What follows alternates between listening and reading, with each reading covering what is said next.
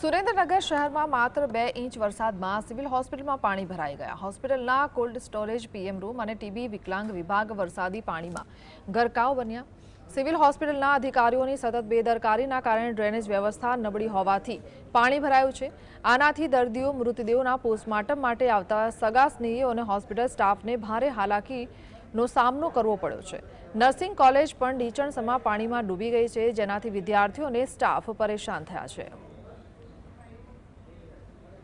સુરેન્દ્રનગર શહેરની ગાંધી હોસ્પિટલ એટલે કે સુરેન્દ્રનગર શહેરની સિવિલ હોસ્પિટલમાં ફરી વરસાદી પાણી ભરાયા છે। ખાસ કરીને સુરેન્દ્રનગર શહેરી વિસ્તારમાં સાંજના સમયે અને મોડી રાત્રે 2 ઇંચ જેટલો વરસાદ ખાબકવા પામ્યો છે। ત્યાં સુરેન્દ્રનગર શહેરની જે સિવિલ હોસ્પિટલ આવેલી છે ત્યાં ઢીચણ સમાણા પાણી ભરાયા છે।